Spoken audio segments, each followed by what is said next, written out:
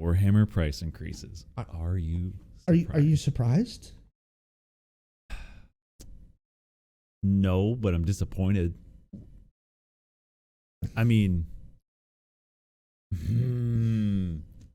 plastic, man. Still plastic. It's still plastic. A lot of work goes in on the front end to do the design, right? And their model quality, the detail in their models, is still the top of the industry.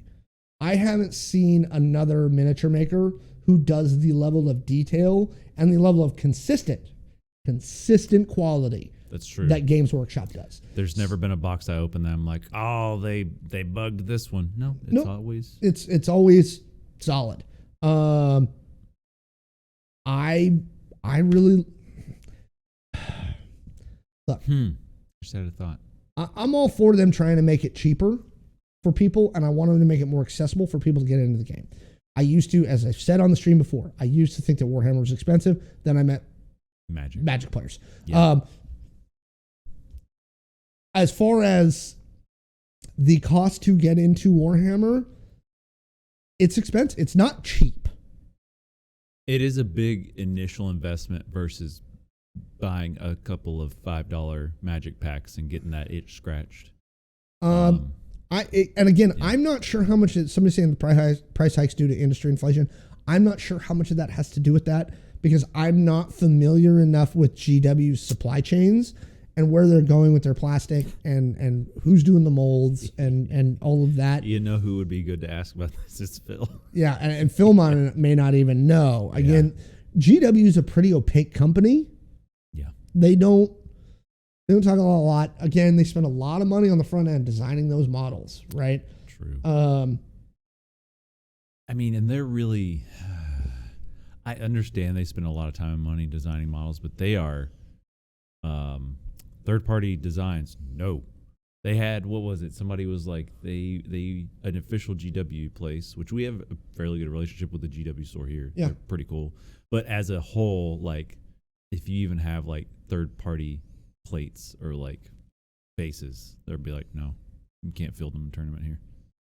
Like, they're really protective. They are very protective of their IP. That's why they're rebranding everything right now, because they kept losing IP lawsuits. Yeah. Warhammer, its own channel thingy, and somebody's bringing up they snapped up the guy who made Astartes, locking people behind a paywall. GW's still trying to figure all that out. I don't think GW's hit the magic sauce yet. No. They'll keep trying things. They'll keep trying things. I mean, they keep trying.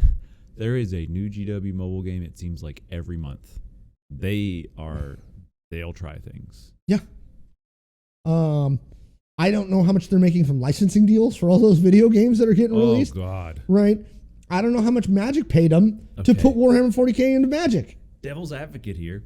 Maybe part of the reason that models haven't gone up until recently, maybe the licensing deals have been paying the bills and making it to where that's not required. Yeah, I have no idea. And again, I know that you can tell the difference between the stuff that's made in the UK and the stuff that was designed in the UK. Yeah. Because the boxes will say different things.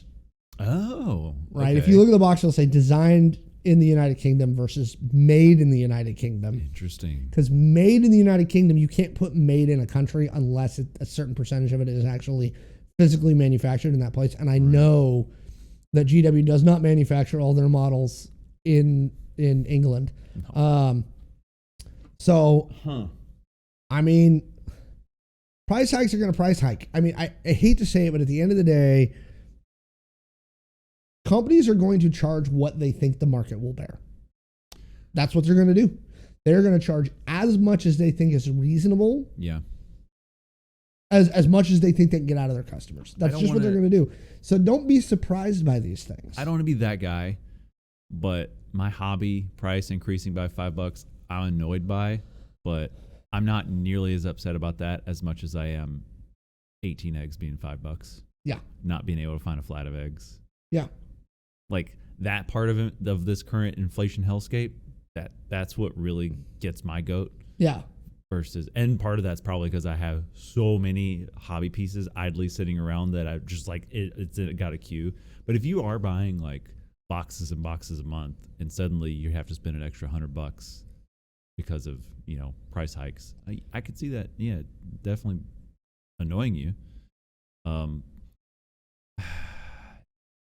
I would like to see them do something where, and I know that we just talked about quality control, and every time you open a box, there's usually I've never encountered one with a problem. I've very rarely seen stuff that was bad from GW. If you start allowing people to print their own, or does GW partner with like Shapeways?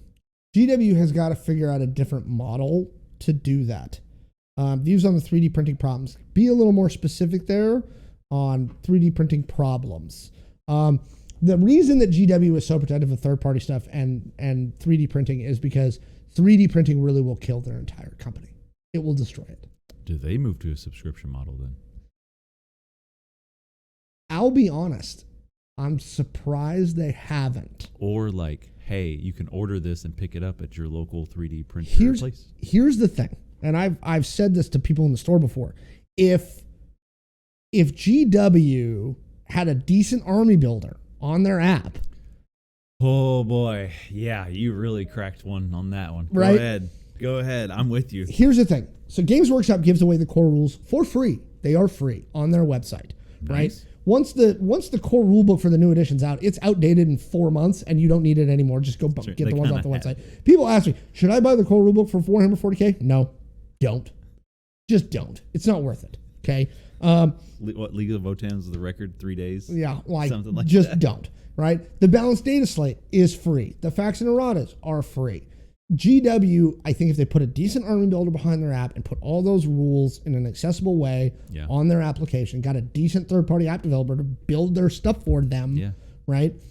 I would totally pay $9.99 a month. I mean, but as opposed to buying a codex and buying a thing, like why they're still printing books is beyond me. Here's the thing. I'm going to make it easier for the GW guys and an app developer. Here you go. Cutting out the middleman here. I'm just going to point you to one another. GW, go talk to the Battlescribe people. Employ them. Boom. Problem solved. Just do what D&D did. They bought D&D Beyond. There you go. Done. Employ these people. Yep. They've made a great army builder. Yep. That is better than yours. Uses. Yeah, most of us here use it when we're playing because your army builder is not very good. Yeah, just do it. Right. Boom. It's just not. Yeah, 3D printing will kill their whole company. That's why they're so protective of it. That's why. And people like tangible, and that's why people like playing Warhammer. You know what I mean? Injection molding and shipping logistics are expensive. Can they offset the cost by allowing people to print? No, because the loss in revenue there is not worth it to GW, right? I would see them. Okay, here's a thought. The way that they would offset that and kind of lean into having people print their own things is GW would start selling their own resin. Possibly. And like support would be if like, oh, well, you didn't use our official resin. Here's the other issue with 3D printing, and I've talked to a lot of people about 3D printing. 3D printing, while it's become much more financially accessible, right? From a technical perspective and talking to some of the people that we know that do 3D printing, right? It's not always technically accessible. Still a nightmare. It's still kind of difficult to do. Yeah. And so when you get 3D printing to the point of plug and play. My HP 3D printer. Right? Like where my Epson Eco Tank, plug it in, quick driver download, and you're ready to go, and it will print quality stuff. Yeah. Like, good to go. Yeah, if you could buy licensing deals and DRM control 3D printing like plans for people to use, then yeah, I think GW's probably got room to go. The difference is they're going to have to charge basically the same amount to make the revenue model work. You would have to license out a squad of orc boys for $70 because as opposed to you buying 4 boxes of boys, they've got to make up that revenue knowing you're going to print it yourself. I really hope that somebody's looking 10 years from now at GW. Right, we're in a weird in-between phase where it's like, no, you don't have necessarily the plug and play of like, and then you print it, right? But we're going to get there. They need to just be aware that you're looking at a time when eventually people are just going to pirate the models and print them themselves, and you're going to be where CDs were in the early 2000s. Maybe. You're going to have to figure that out, start looking forward to that. It's okay to make little steps in between. And now, I'm sure I'm sure there are people at GW headquarters who are looking at this right now trying to figure out how to do it. I hope so. I hope you're right. But, and again, like people are saying it's plug and play. A lot of people feel who are into 3D printing now think it's easy. Again, there's environmental factors, right? I've had friends who are like, man, if your room's too hot or too cold or... Joe just got a heating band. Yep. For his 3D printers materials are still toxic, right? Like there's a lot of issues with 3D printing right now where, again, I don't think you've got the same mass market. Yeah. As just selling the miniatures. I mean, you still have I think what you would see is you would see a lot of 3D printer companies pop up that could crap out the models for cheaper. But also, I've looked at 3D printed models. I personally don't feel they're as high quality as what's coming out of a GW box. That's fair. I will agree with you. You've really got to dial your stuff in. And that's when FedEx and Kinko's still print paper. Yeah. Still have paper printers, still a service. Yep. Don't know how much money it makes them, but it's been around for a while. And hey, someone make local printer stores. I'm sure there are some out there. Yeah. Or somebody's that's going to be like, there is this one, and it's got like 3 chains. We need. The other issue with 3D printing is a lot of that stuff ends up being monopose. Right? Again, when you have a sprue with different options and stuff like that, you can make your models look different. A lot of the 3D printing plans that I've seen are monopose. That's a good point too. It's this guy here, and you can buy. Sure, you can do 6 monopose poses. Yeah. Right? You know, like.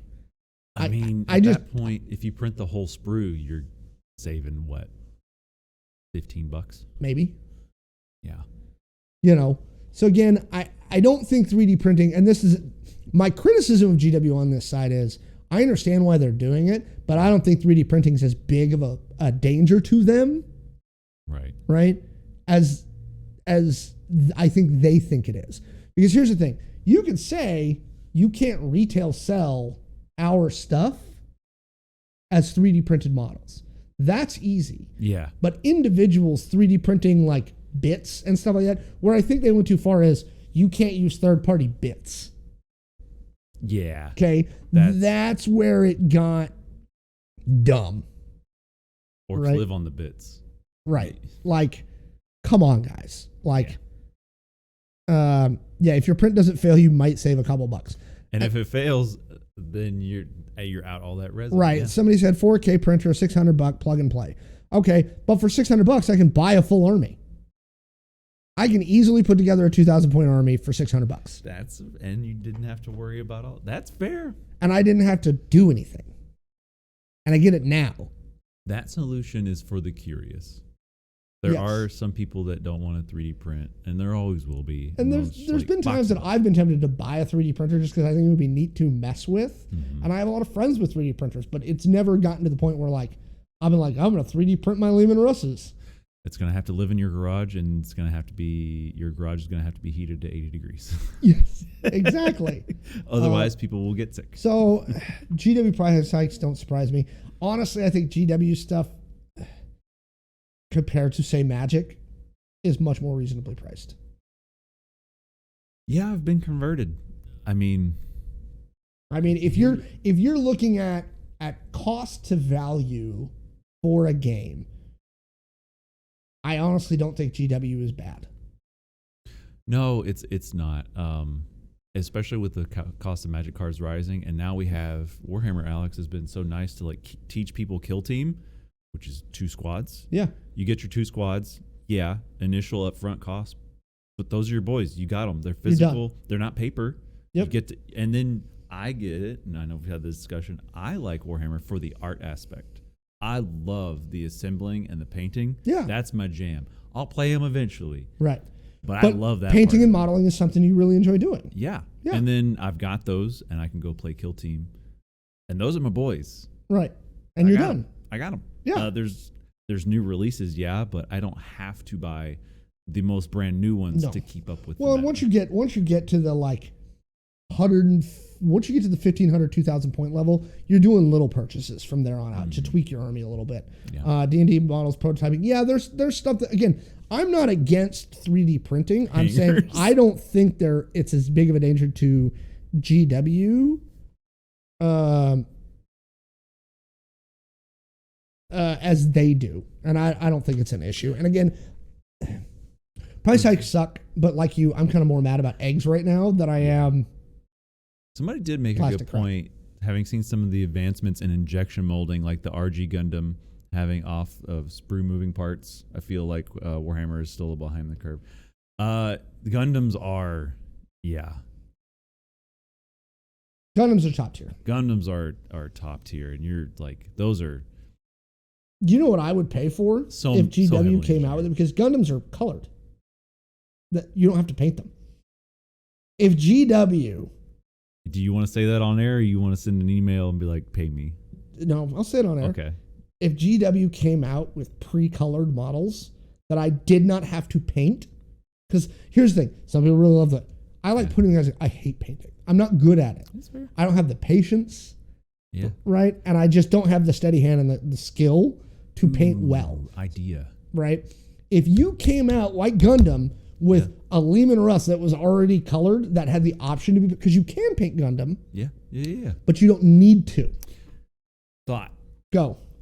One of the things that terrifies me the most about building and doing orcs, because I got so many bits on, is getting the green skin tone and then building the stuff on top of it. If you could sell the orcs in that orc green, and I build the orcs, and then you can just put the stuff on it and paint that, please. Yep. Save that. They want you to buy Citadel paint. Citadel paint's terrible, right? And honestly, we sell more of every other. And again, Citadel paint's terrible, right? And there's better paint lines out there. And here's the thing: they have some okay stuff. I guarantee you that Citadel paint is not a large element of their revenue stream. It's just, I think it's more advertising. Yeah. Like when you walk into a hobby shop, if you see the Citadel rack, you're like, oh, nice. Yeah. P3 paints, in my opinion, that's what I've been using. They're almost already of the perfect consistency, maybe a drop of water, and you're just good to go. You're going. Right. And so. And they're cheaper. Yeah. Citadel paint's also way overpriced. You want to talk about price increase? Citadel. Jeez. I also don't like the Citadel pots. They tend to pop open for me. Yeah, I don't like them either. P3s are just like flat. Boop. Yep, done. So there you go. That's the GW side of it. Again, we could nerd out about this. We could talk about this, but as far as the GW price increase, which is what somebody wanted to talk about, that's kind of where I land on this. Did they say how much? Is it like 10%? I want to say it's a 5% increase across the board. So a $50 box is going to be 53. 50. Oh, I'm okay. That feels kind of earnest.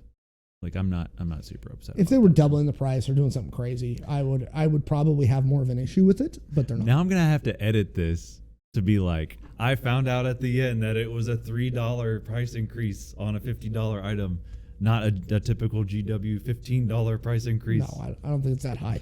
That's not too bad. Yeah, so let us know what you think. Continue discussing. We're going to watch the market.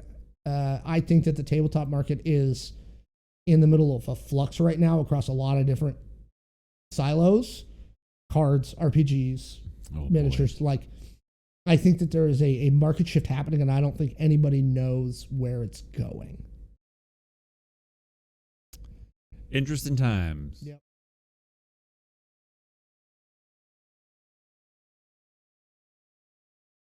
Why are you still here? It's the end of the video.